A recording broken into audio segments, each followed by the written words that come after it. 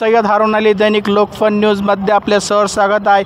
आज दिनांक 5/2/2025 आज आपण सिल्लोड शहरातील तहसील कार्यालयात आलेला आहे। आज आपण सिल्लोड शहराचे तहसीलदार सन्माननीय संजयजी भोसले साहेब यांची महसूल विभागामार्फत जमाबंदी आयुक्त आणि भूमी अभिलेख संचालक यांच्या कमिटीमध्ये यांना स्थान मिळालेलं आहे। आज आपण पाहिलेलं आहे शेतकरी शेतमजूर रस्त्यासाठी हवालदिल आहे। नेहमी कोर्टाचे प्रकरण तहसीलचे प्रकरण एसडीएमचे प्रकरण होत आहे।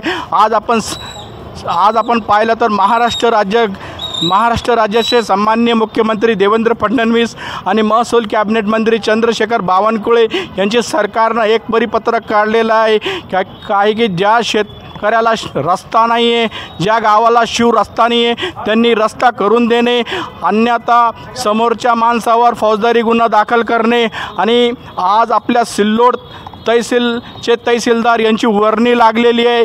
संजय भोसले साहेबांना यांना सन्मान मिळालेला आहे। त्या कमिटीमध्ये रस्ता दुरुस्तीसाठी नवीन कायदा निघालेला आहे। आता रस्त्यासाठी शेतकऱ्यांना जे बी बीज भरणी करता, खत आणण्याकरता आणि माल वाहतूक करता जे शेतकरी रस्ता अडवत होते, आता यापुढं हा असं होणार नाही असं मुख्यमंत्री तथा कॅबिनेट महसूल मंत्री चंद्रशेखर बावनकुळे यांनी आपल्या अहवालात बोललेलं आहे। आणि आज सिल्लोड शहराचा आपण महसूल विभागाचं पाहिलं तर उपविभागीय अधिकारी सन्माननीय लतीफ पठाण साहेब, तहसीलदार संजयजी भोसले, नायब तहसीलदार शेख हारून साहेब आहे। मी पुन्हा येईल। जय हिंद, जय महाराष्ट्र।